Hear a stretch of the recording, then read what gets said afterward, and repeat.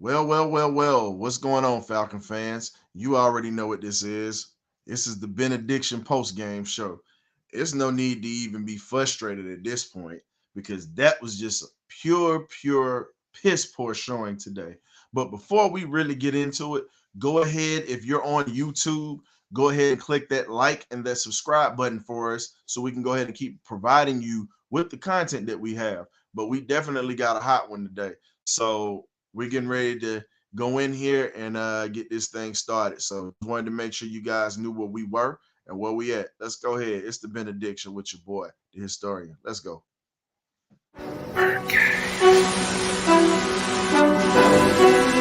Okay, y'all, this is it.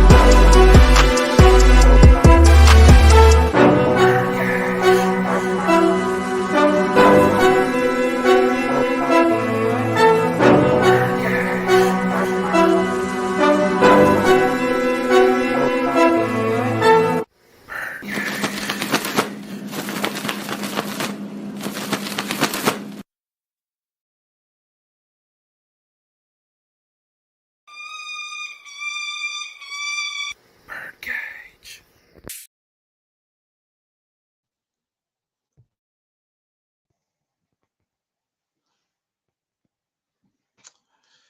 Well, welcome to the Benediction. You already know what this is. I'm gonna go ahead and take my camera off screen so you guys can see what we have planned for you.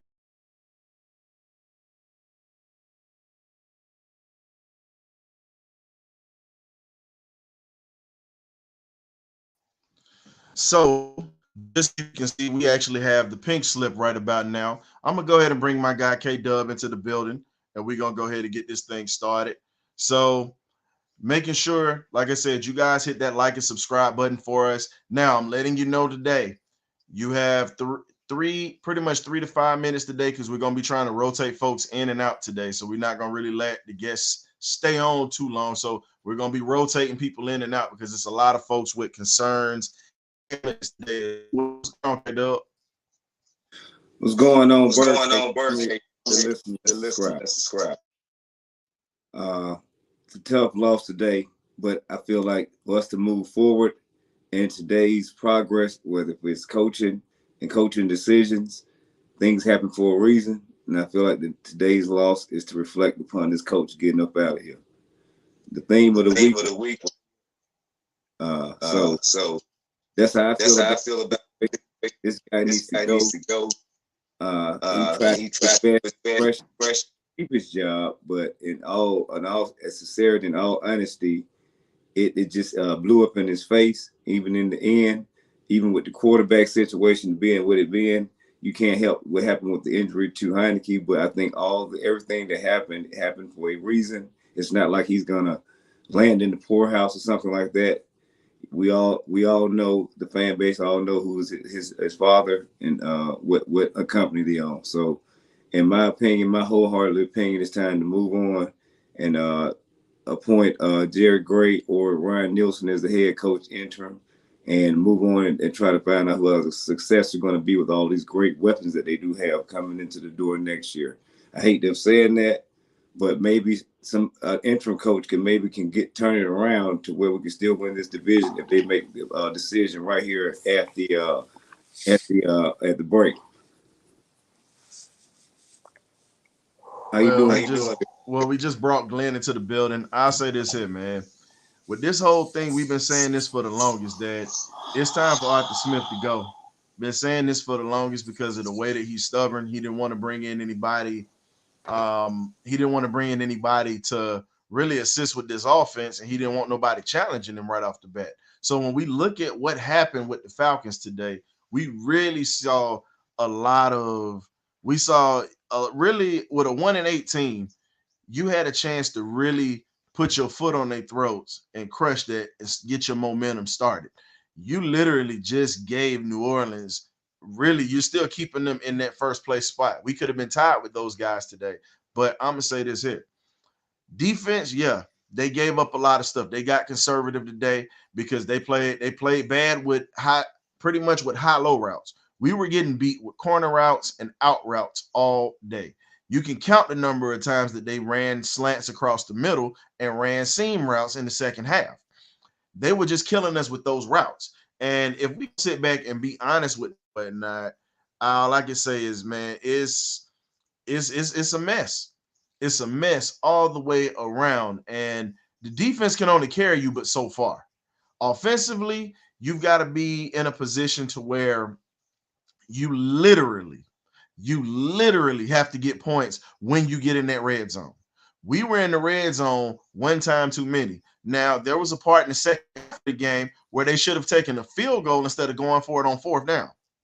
We literally would have been playing for overtime right now, but truthfully, we shouldn't have been playing from overtime from the jump. So for me, Arthur Smith got to go. He got to go. It's no ifs, ands, or buts about it. I don't want to hear this BS about, oh, we're rebuilding. We rebuilding. No, you got a defense that literally can help you win ball games. They're tired. They're physically tired because they've been carrying this offense since week one. This offense has yet to find an identity. You wanted to run the ball today, and then you started throwing the ball. But let's just keep a buck on that, man. It was bad. You lost to a 1-8 team today. Arthur Smith, your days is numbered. Right now, you need to, it literally needs to be a meeting this week because it's time for him to go. Just like Texas A&M did Jimbo Fisher today. They said, all right, we tired of this mediocre BS. It's time for you to go. We don't care how much we owe you. It's time for you to get your ass up out of Atlanta.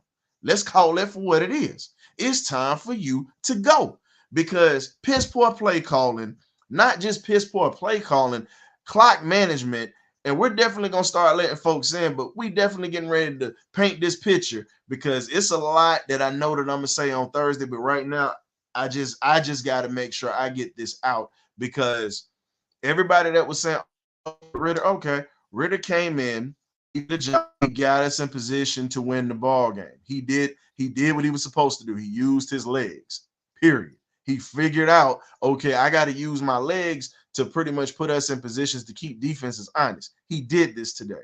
So I'm not mad at the kid at all. I'm pissed off at the fact that Arthur Smith is just bad all the way around offensively. Until you get a true offensive coordinator in here and you can get over your low self-esteem, you're pretty much not going to have a job in the NFL too much longer, man. So, Glenn, I'm going to go ahead and let you get to it, man, and I'm going to see who's in the chat, and we're going to bring him in. Oh, boy, Lord Jesus. All right. Well, first and foremost, man, happy Veterans Day to my fellow vet out there in the birdcage. Shout out to y'all, Coast Guard, Navy shipmen. Hey, man, much love and respect. Now that I got the pleasure to you out the way, let me go ahead and go in. I'm sick of this shit. I'm sick of it. This is the third time. The third time we let a subpar average football team with a quarterback that just started this season make us look bad. And I'm tired. I'm tired of us making subpar teams look like they're world beaters.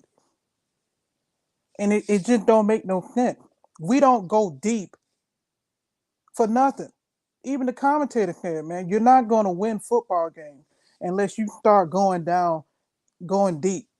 Drake London only had one catch in the first half. Soon as Heineke go out, Ritter comes in. Now all of a sudden, now he gets involved with the offense, and you can tell he was frustrated when he caught that third pass. He looked on the sideline. He said, "Okay, where was this at?" And I can't blame him.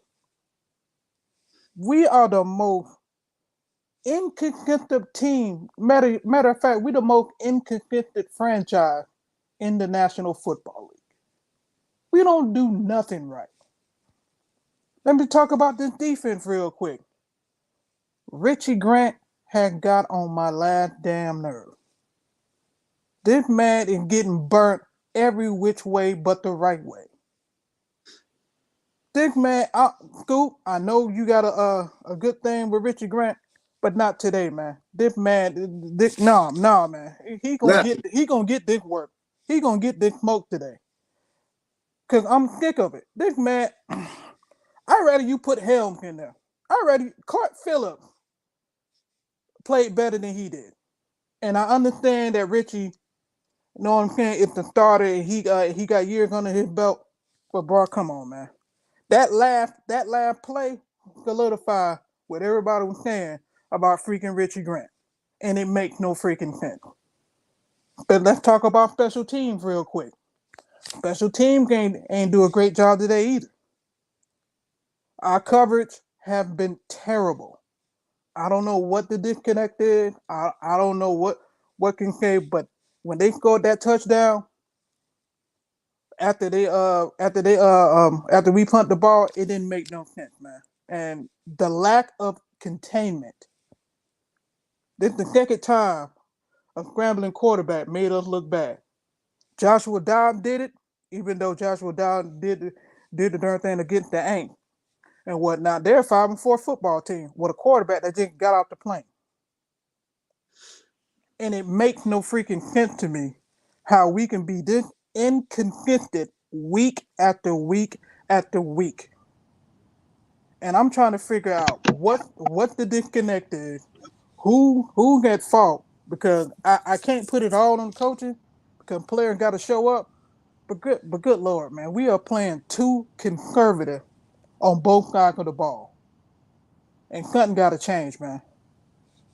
And then fourth down, where we should have kicked the ball, where it would have been 20 up, it would have been 20-23, and then we would have scored. It would have had a 5-point lead, and if we would have went for 2, we maybe would have been playing for overtime. That right there is clock management and situational awareness, and that's totally on Arthur Smith and Dave Ragone. That's why he's gonna get fired. Somebody else get it, man. I'm sick of this shit. So I'm gonna bring William into this, and then I'm gonna let Scoop on this, but I'm gonna chime in on what you just said. When you spoke on the piss poor special teams, I've been saying this since day one. I said when Avery Williams went down, I said that really hurt the return game because he definitely is truly missed with setting up field position.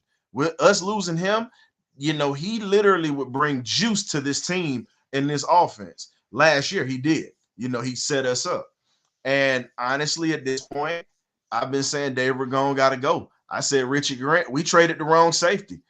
Me and Cam stood on that. Everybody laughed at us. Everybody said, y'all crazy. Well, Richie Grant has played good. Okay. Well, here's the thing. He had two and a half good games compared to having 10 bad games. It ain't no way y'all can defend that today.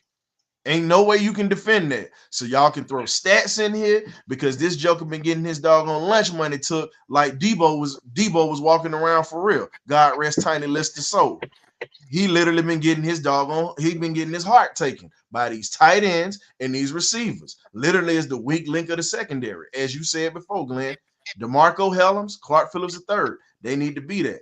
Now, I'm going to go ahead and let William jump on this, and then I'm going to let my guy Scoop jump on this because I know Scoop been sitting on some things and he been ready to cook. So I got to let my guy jump on that. So, William, what you got for us, man? We're going to chop it up and give you 3 minutes on rotating folks, Bubba. Man, I've been saying this. Arthur Smith got to go, man. We hired the wrong coach, man. It's time him to go, bro. Why the hell you going for 4th and 1 with a quarterback sneak? You did it the first time. You did it twice.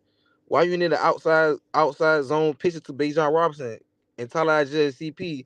Use the hand that feeds you, like run the ball. Like it just that causes his job, man. And I feel like we've been inconsistent all year. I said this, bro. When we played against like Carolina and Green Bay game, our offense never been the same. I think, fellas, man, we need to go ahead and let Arthur Smith go, Dave Ragoon, restruct Chris Lynch's contract, Kellen McGurk contract, go next season. Go ahead and get you some passwords with outside of Grady Jarrett. Get you a little center round 2 or round 3. But we need to make some changes, man. Like I'm done for the season, man. I ain't got no faith in this team. I don't think they could turn around, man. We've been inconsistent all year round. I hate to say it like that, man. My New Year's resolution, hopefully we get a new head coach who knows what he's doing and not lead men to victories, man. But this year it went our year, man. We've been inconsistent. And Arthur Smith caused us not putting quarterbacks in preseason, not developing quarterbacks. So hey, it is what it is, man. So we're gonna go ahead and provide the chat for it. We're gonna go ahead and provide the link for y'all that's on Facebook. I actually did put it into the chat, but I'm gonna go ahead and put that out there, whatnot. Remember, if we're gonna have people coming in, so you got 3 minutes. So we're not gonna be letting folks sit in as long as we normally do, because we got folks that are trying to get in and out. But definitely appreciate that, man. You always come with it, William, and you always bringing it, man. And again, ain't no need to quit. Ain't no need to quit on them, because guess what? We Falcons for life. I get that you pissed off at them, but ain't no need to sit there and say I'm done with them for the year. Because here's the thing, dog. You never know what's gonna happen. It's still a long season. So right now, I get your frustration. We all mad about this. But here's the thing, baby. Hey, it's forever I love Atlanta. Win, lose, or draw. Just like we've been dealing with this for years. Ain't no need to throw in the towel now, big dog. We still riding with this. I got you though, my boy. All right, man. Y'all hold down, man. Yes, sir. Scoop, go ahead and bless us with the words of wisdom today from the man we call Black Wall Street in the Birdcage. What's going on, We Hawks TV? We see you down there, Daddy. Hey, y'all can hear me just fine. I'm gonna start off with this, and good evening to the fellas, good evening to the Birdcage fam. I just realized that our offensive line really is not as bad as I thought it was.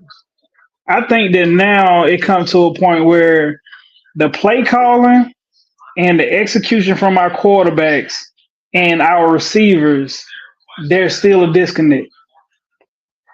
Also, I get what you said, Glenn, about Richie Grant, but guess what? Trey McBride whooped everybody that lined up across him. I get it. Richie Grant, he done had some, like, he would be the weakest link. But you know what? Guess what else is a weakest link on the team? Not having the elite edge rusher. The reason why Josh Dobbs is able to do what he did against us this week and last week, and what he did to the Saints this week, the nail hunter. Thursday night, Carolina and Chicago played, if I'm not mistaken. Those two teams are worse than our two teams, but guess what they got? Chicago got Montez Sweat. Carolina got Brian Burns. Who the Atlanta Falcons got? Who's our closer? Who's our elite closer? Because if we had one, Joshua Dobbs wouldn't be looking like an elite quarterback against us. Kyler Murray, with his first game back, Yoda wouldn't be looking like an elite quarterback, even though, he done had his Rookie of the Year campaign. That's been years ago. This is his first game back. He should look a little rusty. But look, he came out there, he looking like a Pro Bowler, like he been playing all season. Exactly. So it's a lot to it. I get what you're saying, Ryan, about missing Avery Williams, but guess what? It's bigger, it's deeper than Avery Williams. Uh-huh. We literally missed 5 tackles against Greg Dortch. 5 tackles. Not wrapping up. Where's the tackling? I need AJ to turn his head around in coverage. Yeah. Acting like he's still in his rookie season. I like Caden Ellis and I like Nate Landman, but guess what? They slow. They If slow. hey man, hey, look, they good against the run, but if they got to go against a scrambling quarterback, I seen somebody on Twitter talk about we need a spy. With who? With who? When Anakin you would have say that you're missing Troy Anderson, that's the reason why you missing Troy Anderson. Anakin would have been our spot today. Point blank. Exactly. So those are those different levels where we're hurting it. The reason why we lost to a 180 team today is because we're not that good. So what we're doing now, just letting everybody know, because we got folks that's gonna be coming in. We're gonna be rotating. So you got 3 minutes. 3 minutes to put your cares, your anger, everything out. So we're gonna be rotating folks because we got some folks that are trying to get in and whatnot. So I'm posting them in the Facebook so you can get in. It's already posted in YouTube. So like I said, just go ahead, click on that link. We'll go ahead and rotate you in. So we're gonna go ahead and bring Bree into the building and whatnot. So she can And you give us gotta her have your camera on. and you got to have your camera on. Bree, Go what's going dogs. on? Hey y'all. Hey, what's up? What up, Happy Bree? Veterans Day to all of y'all. Thanks for all you have done. I know I didn't post it this weekend. But I'm not gonna be long, short, and sweet. I already told y'all last week. I already knew what it was gonna be like. I already knew we were going to catch an L, especially with the situation. It just proved that I was right. Hopefully my birthday wish comes true that he gets the boot. I wanted Arthur Smith to be fired last week, so hopefully this week he gets fired leading into bye week. So therefore we have a chance to still lead the division when we play them Aints on my birthday. Plan is I plan on still going to the game, and if he is still coach, I'm gonna make a nice sign, and I'm gonna start a chant throughout the stadium. So if y'all do hear it go out through the stadium, just know it's me that has started it.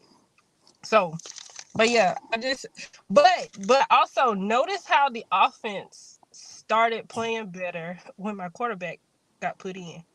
And y'all want to say that Taylor really got hurt? No, I think that was just a little scheme. That was something Arthur Smith put in to put Ritter back in, knowing he didn't even want Taylor to be replaced Ritter.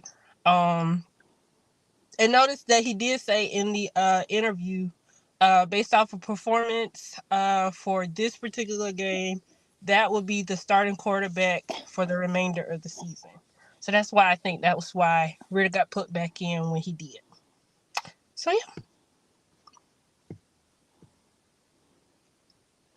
yeah. Well, I was gonna say we're not gonna argue with that one and whatnot, but at the same time, the thing that has to get better, and we've been saying this for the longest, it has to be play calling. It doesn't matter who's in. Doesn't even matter who's in now, because you took the ball away out of Bijan Robinson's hands when he was hot as fish grease. That was literally remedial. The man was averaging 5.5 yards a carry. 5.5 yards a carry. This was a game he was eating in. And it pissed me off because I said this last week.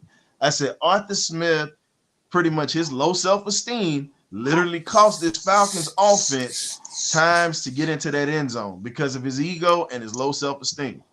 You have moved the ball down on teams, or your defense is giving you field position. 3 times today, the defense gave them great field position.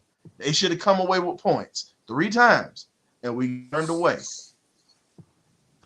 That field goal, as Glenn spoke on earlier, that right there would have changed a little bit of that momentum. And, as I said before, we shouldn't have been struggling with a 1-8 team today. We shouldn't have been struggling with them. You literally had the momentum going and you let it go.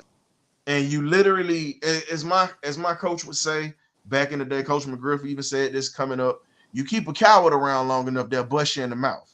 And what happened? We got busted in the mouth. Kyler Murray was known, and anybody who has followed this kid since he was at Texas A&M, everybody has known that this kid is blazing fast with his legs. He's always been that type of player. And when he went to Oklahoma, he was the same type of dude. And you get that to the NFL, If you don't have any speed on the outside, you're gonna lose containment and you're gonna lose a ball game. That dude there is just different. Small, but different. Learned that last week. It was the same play. Yep. And here's the sad part. The sad part was most people that are Falcon fans, that Dog fans, relived what happened with Tennessee when freaking what's the kid's name? Josh Dobbs got to the outside, got away from pressure, and was able to get that Hail Mary pass off, and they caught it in the end zone, and then has a game-winning drive against the Falcons last week. Deja vu for all of us that knew Josh Dobbs was. Kyler Murray, instead of them going for the field goal, he literally said, "Nah, we're going to make sure he got a chip shot. We ain't finna put him in a situation where he could possibly miss." They took a shot literally on that defense at the end of the game, and he had a 20-some yard field goal. Yeah. And the defense was tired. I'm gonna tell you this here. The defense didn't play well because they didn't scheme well for covering those high-low routes, like I said. But the issue that we have, you don't have anyone that can close out a ball game, whether it's on defense or whether it's on offense. You don't have that person that you can put the ball in their hands, or you can actually put the game in their hands on defense and trust them to make a play when it counts. We don't have that. We passed up on Hunter in the free agency market. Now, I know we got Street. Street's been decent since he's been here. I got to give the man his credit. He's filled in nicely. But you should have gotten Hunter when you had the chance to get him, because Hunter literally showed us what he was capable of when he played against us, and he showed out in New Orleans today. Literally. He finna get paid somewhere. Somebody going to grab him, and he's going to be a difference maker. Being the Falcons that we are, we've accepted the fact that our front office definitely makes horrible decisions. I mean, freaking Quet showed it worth. I mean, so Bree, we appreciate you for coming through. We getting ready to bring in Demond. What's up, family? How y'all doing? Don't want to take up too much of y'all time. Quick thoughts on the game. I want Art fired. But I will say this. I did appreciate how he stuck to the run game. We established the run. He was doing good. Didn't see a lot of offensive holding calls like we usually been getting. So offensive line improved. We didn't attempt a pass over 10 yards till Desmond Ritter came in the game. Whether you could say that's pass play or pass protection, whatever. Let me ask y'all this. And I hear y'all talking about the closers and whatnot, but let me get y'all opinion. This is a question for everybody. And then I'll listen. What effect did not having Grady and Calais didn't play? Neither did he. He's injured too, right? Onyemata. Onyemata. That hurt, yes. If we have those two there, do we win this game? Great. Granted, we took the lead, but if we took that lead and we had those guys there, do we win this game? That's all I got, fellas. Salute to y'all. Salute to all the vets. Salute to Ryan for running the good channel. Make sure y'all tap in. Hit that like button if you in the chat, man. And I'll listen in the background, man, because I'm going to the garage, bro. Appreciate it, Demond. Appreciate you. Man, Demond literally hit the nail on the head with that one when you talk about him going to the garage and being frustrated with this team. And it's just one of those things. Oh, I actually hit Scoop. I'm sorry, Scoop. Let me bring Scoop back in. That was on me. I accidentally hit that. But that's the problem. The problem is we don't have anybody that's going to be in their front office that wants to pull the trigger like the Raiders did earlier this year. They pulled that trigger, and you see the difference between them with Antonio Pierce as a head coach. You got a guy that guys want to play for. Right now, y'all can say what you want. He lost that locker room. You can tell that he has lost that locker room. Those guys ain't playing for him like that. Period. I think we would have won with Grady and Onyemata. But I just think for me, I'm getting the hint that we're not that locker room is like sort of like getting like the young and the reckless, nothing but drama because they getting tired of looking at the team coming in. We getting beat down the way we are, and it just the lack of consistency on the play calling, and it it frustrating. It's very frustrating that we let a 1-18. The only win they got was against the Cowboys. That was in like week 2. So I'm looking at the fact that we don't go down the field. We had 4 passes over 10 yards. 4. And that didn't happen until Dez got in there. Exactly. You're not gonna win in this league if you're playing super conservative like that. I'm sorry. I don't care if you're in pop water. I don't care if you're freaking high school ball or college ball. If you're the maximum time you're going down the field is 4 times, you're going to lose. It's just that simple. All they're gonna do is just dare you to freaking run the football. So I mean, this basic dry offense, it Scoop take over, man. I can't take it. Nah, we gonna let My before bad, Scoop, before Scoop jump in, Jeremy, man, go ahead and talk to me. You got 3 minutes. Let us know how you feel about it, bro. I think you moved it, Jay Smooth. My bad. Scoop, what's up with you, my boy? Hey, happy Veterans Day to y'all. Hey, look, I don't know if y'all know, but I did 21 years and I trained a lot of these rooted pools that's out here now. But that's on another thing. I just had to say something good because I ain't got nothing good to say about the Falcons.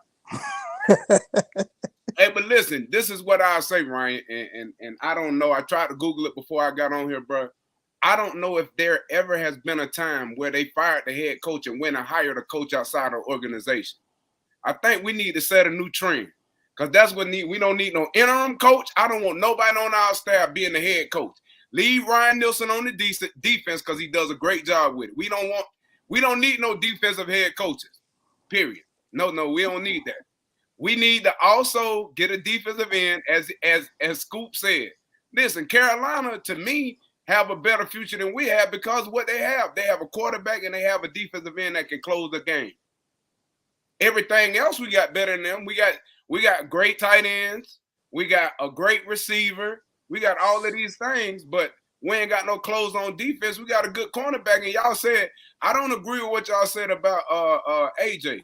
Right, AJ be every time his heart beating out his chest like a rabbit running from something because he don't know if they ever gonna get to the quarterback.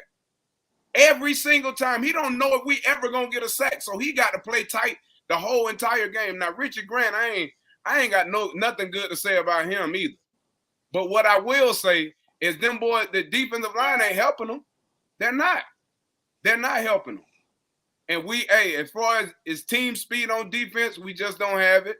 We get ran over, get ran through. We got thumpers at linebacker, but the running back, James Conner, still running them boys over.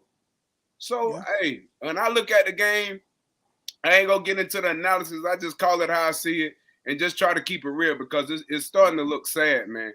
I ain't going to say we look bad like the old Falcons did, but what I will say, man, is we got to find something. We need a spark from somewhere.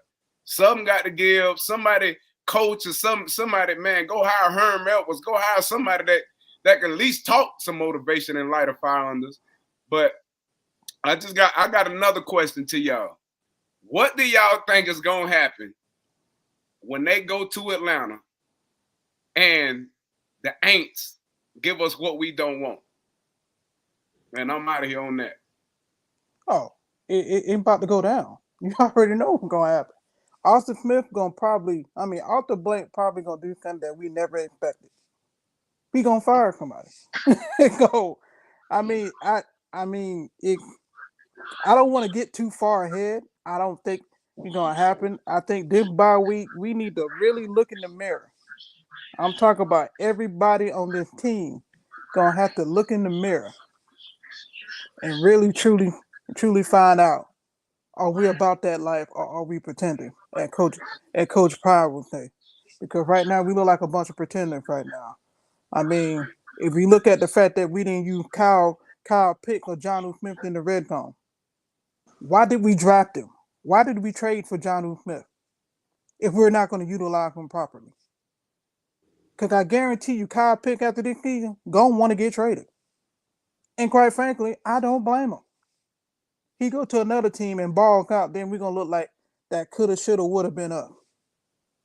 So it's all the way around, man. This whole team, from the coaching staff all the way down to the players, man. I mean, I just don't know. They're like night and day, all on and off, man. We don't know what we're gonna get Sunday. And to me, man, I'm just tired of it.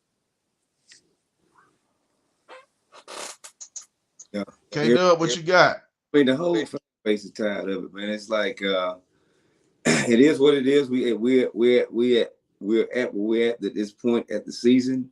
So it's up to ownership and the upper management to make that call, man. This guy done shaved his mustache and did everything he could to try to save his job, but it ain't happening. So the next step is to move on, appoint somebody as the interim, and move forward and see if they can, give a different spark, a different message, because maybe these guys have quit on the coach. They're going through the motions. They're not playing as hard as they should play, or tackling or wrapping up as hard as they should wrap up. So, I mean, I just feel like that's the next step in the progress and the maturation of the team right now, is they need a different voice. They need a different playbook to be looking at, because the plays that you're running are not successful. I mean, a lot of times, that he's not using these guys properly in the right predicament, in the right. Like I said, Bijan was the hot hand today. If you're gonna use him and he's at home playing in his hometown, use him. So he's tried to get cute and ran that quarterback sneak too many times. So I just feel like he's made his bed. Now he has to lay in it, and we have to move forward. I understand as a fan base that we're tired and we're just fed up, but we still have to go through the rest of these games. And the division is still up for grabs. If we find a way to win the rest of the games that are in our division, we still have a shot. So I understand how tired we are, but mathematically and everything like that, we are not eliminated yet. So we have to still keep hope alive and hope and pray that we get a different voice to lead these guys in the right direction to be successful moving forward, man, in some kind of form or fashion. Hey, Scoop, do you think we still got our identity on offense? No, because it's supposed to be a smash mouth team, and it's not. I will say this, and it's just to answer Jeremy's question about New Orleans. And I'm not looking like fast forwarding the season or whatever, but I'm not fearful of the division games. It's games like today that I'm fearful of, because the division games, they have proven that they'll show up for that. But the games outside of the division is like it's I don't even understand the mindset. It's almost like we're unprepared against everybody that's not in our division. So it to me, and I would say this because this is the answer what Ryan has been like chiming in on for these past couple weeks. Let's prepare for Jerry Gray to take over the helm, because I know for a fact that the players gravitate to Jerry, but I would be curious on who Jerry would select to call plays on offense going further. Good question. Yeah. So my thing is this: when we talk about Jerry Gray, you talk about the experience this man brings. You talk about the fact that he's been in those situations that a lot of these players have been in. If most folks don't know his background, because he's an old school player that played in the 80s and also in the 90s, and then he retired. This man was a starting cornerback for the Rams, and he also was a starting cornerback for the Houston Oilers with Jerry Glanville back before Glanville came to Atlanta. And then he ended up playing for Bud Dupree for a little bit. But this guy understands not only schemes, this man also understands pretty much how to run a team. He's been around the league for over 20 years for a reason. And as an interim head coach, all I'm saying is give the man a shot. Give him a shot at the head coaching job. Give him a chance to be a man of leadership, because let's be real. Ryan Nielsen's doing a great job, but a lot of folks don't realize the fact that he leans on Jerry Gray for a lot of knowledge. Jerry Gray's been a defensive coordinator for a long time. And I already posted that. But with that situation that's going right now, all I'm saying is I feel like Jerry Gray needs to be in a position where he can earn a job as a head coach.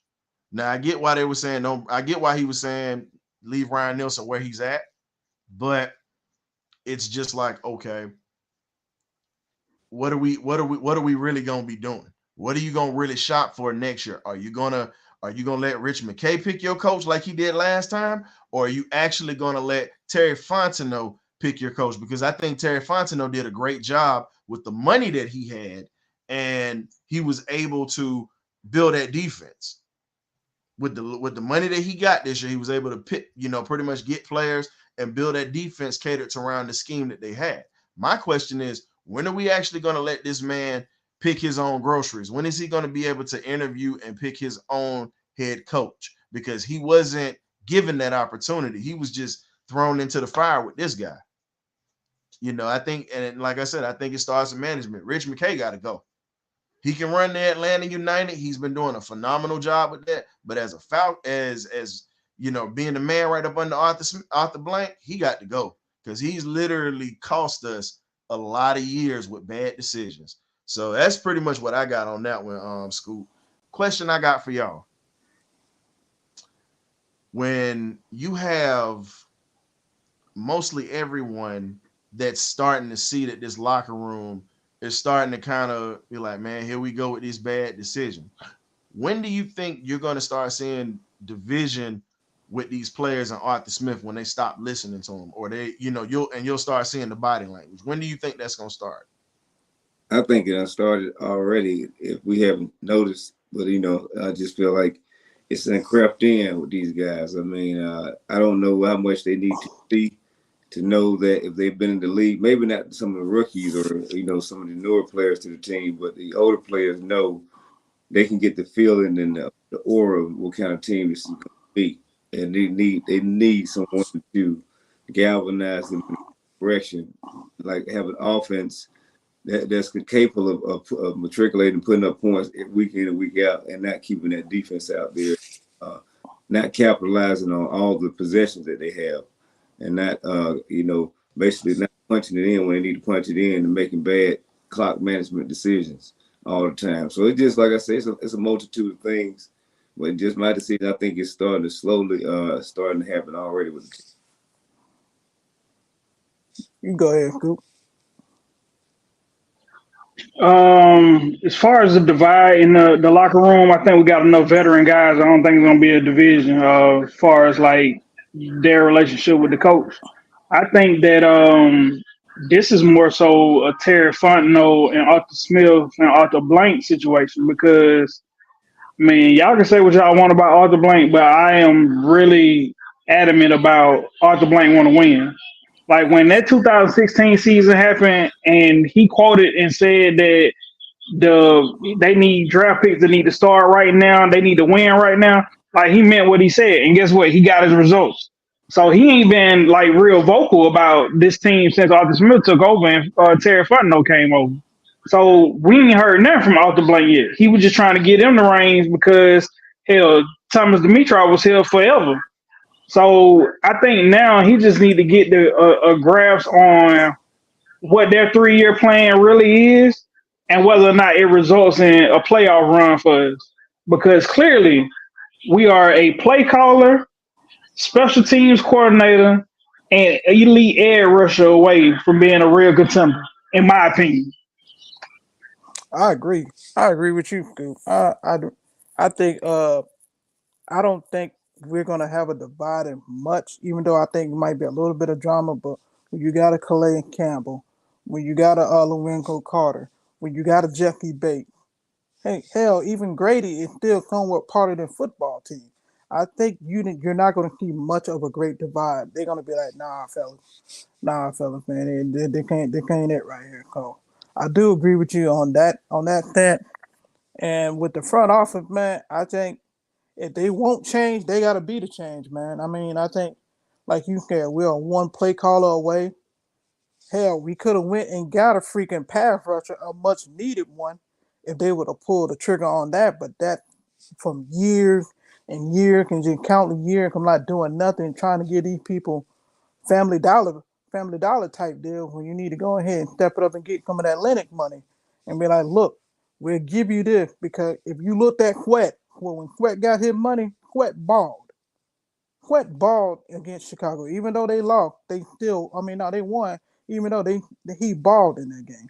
You look at Hunter when he played up. You look at the fact that this why you should have got me. You know what I'm saying? I mean, I'm just looking at the lack of. Add Chase Young to that too. He was Yeah. balling over there in San Francisco Oh today. man, boy, he went after Jacksonville today. So we just looking at missed opportunity after missed opportunity after missed opportunity from the front office.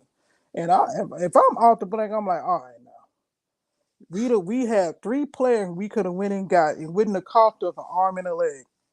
And now we are the freaking the butt of the joke because they prospering while we are at now on a 3-game losing streak, and we just lost to a 1-8 football team. It doesn't make sense. So I think Arthur Blank need to call a meeting with like you said with Arthur Spence find out and be like, look, what is this extent of your 3-year plan? I mean, we got to do something, man, because somebody ain't connecting with something. Because though they've been giving Arthur Smith been given everything. He got the draft the players that he wanted. He get to run the team and heck he fit. He went and caught half the freaking coaches. Now if I'm out the blame, I don't give you everything, but you're not giving me everything. Clock and ticking, man. For what you about to do. What do you mean, Mike? We didn't get a turnover. We got an interception today. What are you talking about? We got a turnover today. So it wasn't 2 games that we didn't get a turnover. You know, we got one last week as well. So that's what I'm trying to figure out. You say 2 games in a row we couldn't get a turnover. No, we got turnovers. We got one last week and one this week. So I don't know where you get that from. Now, I got Prince Chaka also talked about it. He said, you know, in the chat, what's going on, Prince? He actually said that Arthur Smith lost that locker room in Tennessee. That's when he believes he lost it. And then the other thing that he also put out was Terry, he said Terry's pretty much holding picks right now to trade up, and he's plotting to get rid of Art anyway. So he's going to get his quarterback, and he's going to probably get rid of Art. He said no end if the games. I mean, that's your opinion. We can't be mad about it, but you know, our defense literally has kept us in ball games because they've created turnovers even last week and this week. That fumble that interception we ended up getting today put us in the red zone. We just didn't cash in on those points. That's what it is. Hey, Ryan, I honestly don't believe we're gonna drive a quarterback. I don't think so either. We might end up getting a pass rusher. That's what I'm thinking they might go after. Or if they don't go after a pass rusher, do you think we go after a center and we don't get a veteran center like Kill talks about in free agency? Do you think they go after a center? Do you think they go after pretty much McGarry's replacement or Jake Matthews' replacement? Which direction do y'all feel is if we're going to go? Because we already know it's going to be some changes made this offseason. And we ain't even past week 10 yet. I honestly think we're gonna get a defensive player. We don't win offense 3 straight years, and they were all, even though they were all skill players, we still went offense 3 straight years. I think we're gonna get some beef, probably with a defensive end or a defensive lineman. That's just my opinion. Now, I'm not saying that we're not gonna look at Jake Matthews' replacement because he is getting up there with age, and we need to start getting ready to get some use on that offensive line. So I do think we're gonna go defense first. Now, I'm not counting out they're not gonna draft a quarterback. It's just gonna be our first pick. That's just my opinion. I don't think our first pick will be a quarterback. That's what I mean by that, Glenn.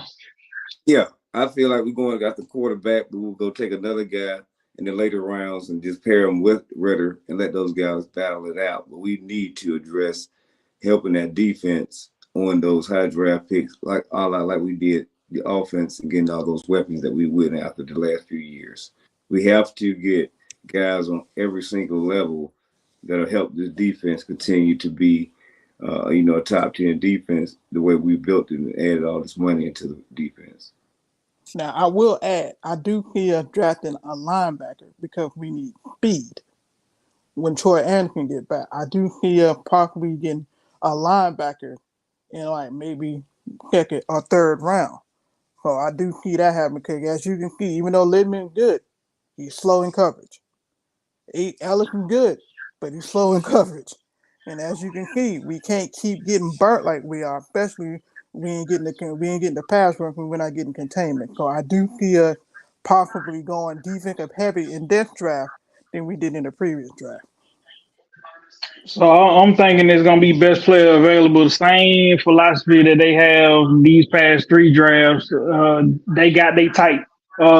As far as like the free agency, this offseason, I think they're gonna go after more offensive guys, just like they did for the defense this past offseason. So I think the offense is gonna be the focus as far as vets go. For this all season, and I think that the draft is going to be the same philosophy, in my opinion. Well, I get what you're saying with that, but here's the thing. How has that worked so far within these past 3 years? In regards to what though, because the first two seasons of Arthur Smith and Terry Fontenot tenure, they done dealt with cap issues. I mean, So this is his first season. You're saying draft the best player available.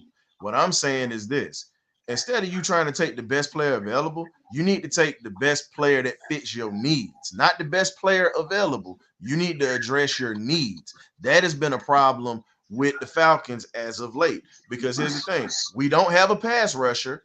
We were already. I like Bijan Robinson. I think he's a talent. But let's be real. We needed an edge rusher. We need a center. Just think about it. We've had problems with snaps for really 2.5 years. And we've literally lost games because of that center position.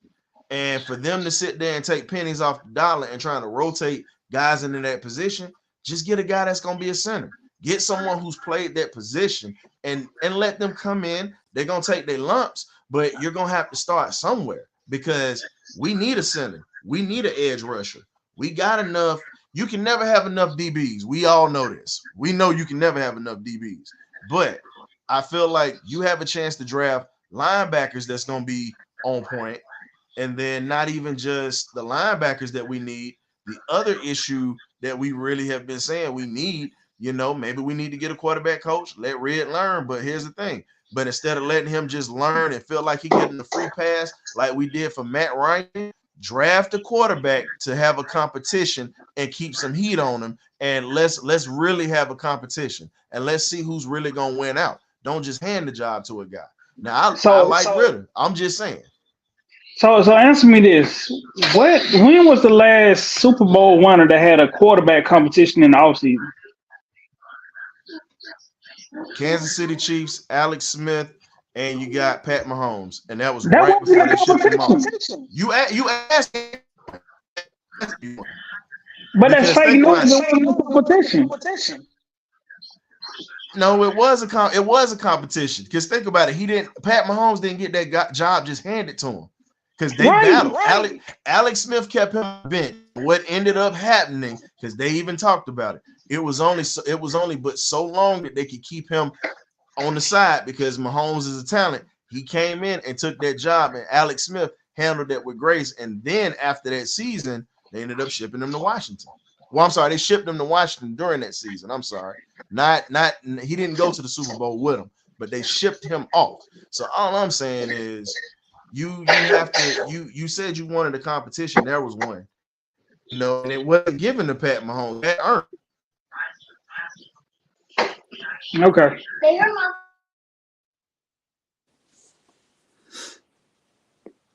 Well, I think, and here's my thing. I think we keep Ritter because he does have talent. He's shown flashes. This is my thing. You bring in a guy that's going to bring competition. Because I'll put it this Scoop, I'll put it this way. You ask for a competition, and yeah, I'm going to go old school. And I'm fine with people saying, how you going back? Yeah, I'm a historian. Joe Montana, who is a Hall of Fame quarterback, who was a Super Bowl winning quarterback. He had already won 2 before Steve Young came into San Francisco. Because Steve came from the LA Express, Tampa Bay Bucks, and got traded there. There was a quarterback competition in 88. Bill Walsh was rotating quarterbacks. It almost cost him in 87. He almost cost him his job because they lost to the Vikings, if you remember, in that playoff game. Steve Young literally was giving Joe Montana all he can handle. But at the end of the day, Bill Walsh had to go with the guy that had the experience and the guy that actually had already won for him. So Joe Montana wasn't above that because Bill was trying to trade him away before they even won those last 2, before they traded him away in the early 90s, and Steve Young took that job. So there was a quarterback competition with a dynasty team. So Ritter's not above that. If you got a Hall of Fame quarterback who was going to go, he wasn't going to be above that, man. No, I'm like, you taking it out of context. It ain't even about him being above it. It's just the fact that you got to make a decision at the quarterback position, because if that is like something that's up in the air during the off season, you don't know where your franchise is going to go. You need to have a definite when you go into the off season, going into the season, who's your quarterback. I get what you're saying about the competition, but it ain't no different from New England when they had Tom Brady. When Tom Brady came in, he came in to wait for Drew Bledsoe to get out of there.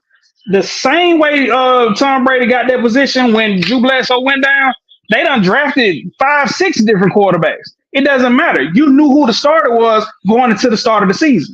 Simple as that. That's what I'm getting at. I need to know who my quarterback is going into the season. So here's the thing. Now you say you need to know who your quarterback was. Okay, Joe was that quarterback.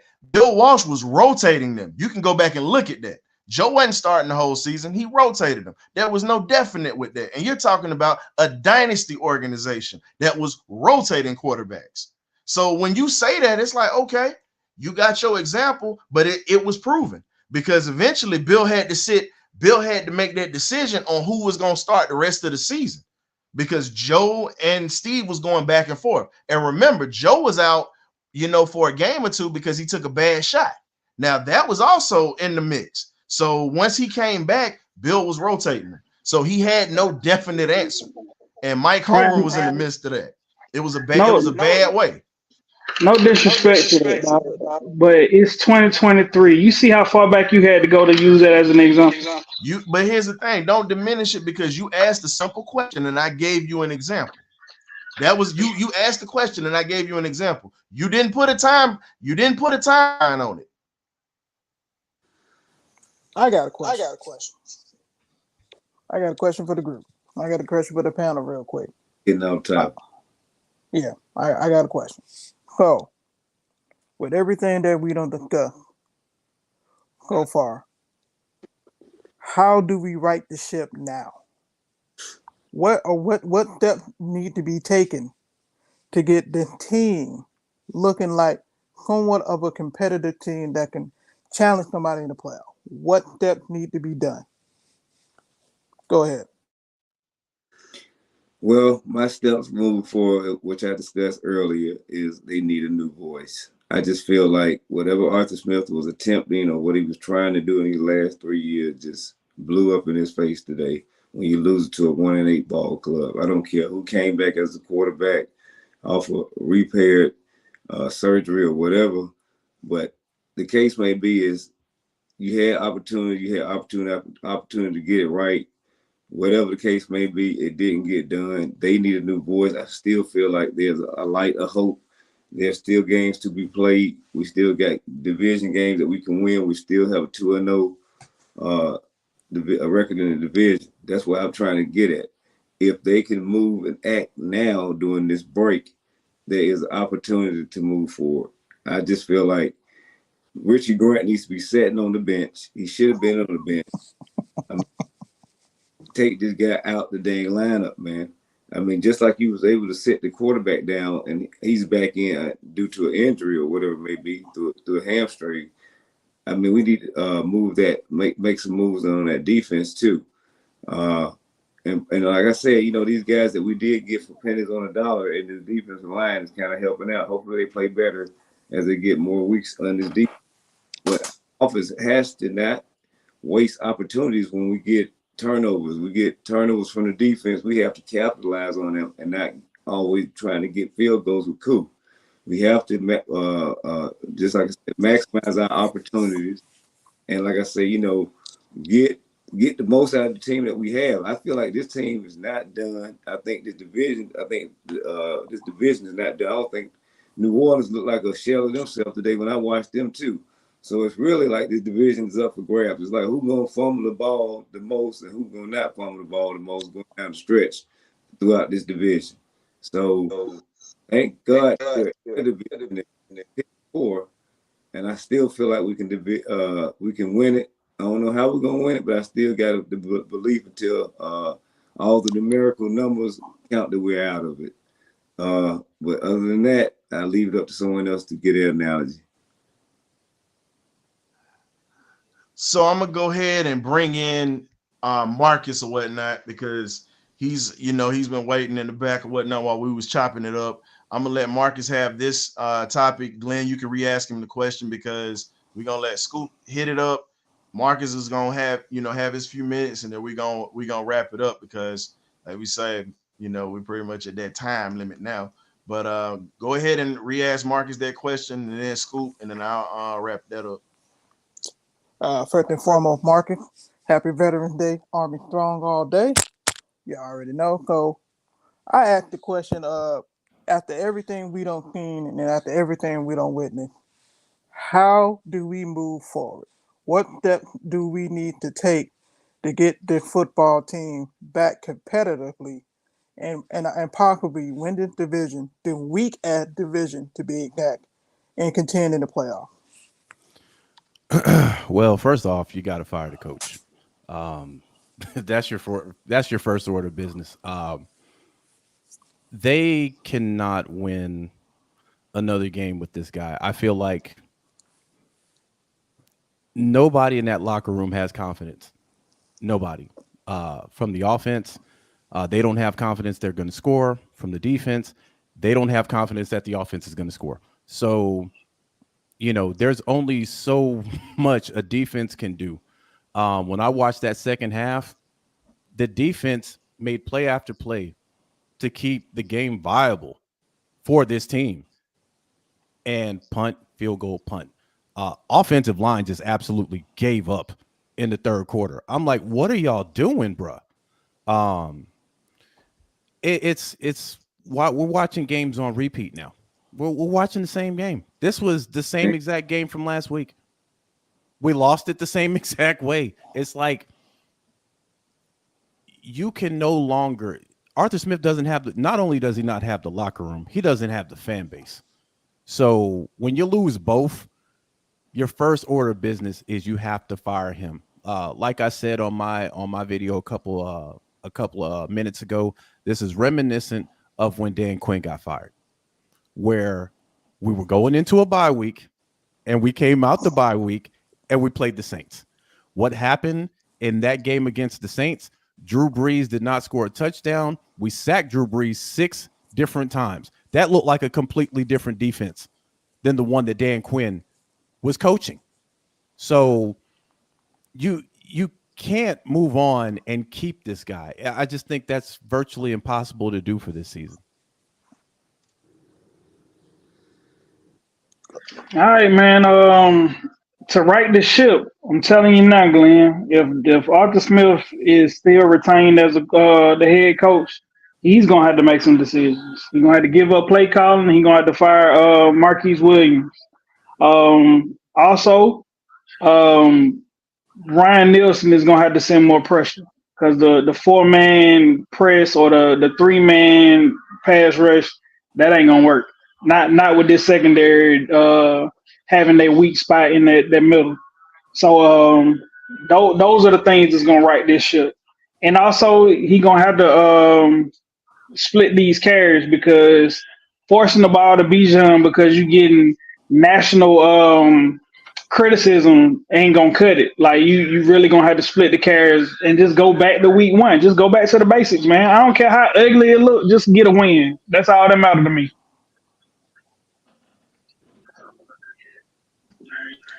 Well, I'll just say this. You pretty much touched on that part on the offensive side. My thing is I'm gonna address the front office because you guys have addressed everything on the field.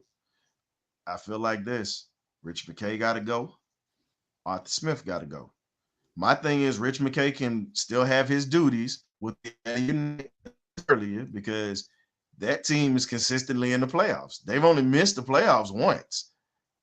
And you got to think about it. They've won a championship and they haven't even been around for 10 years.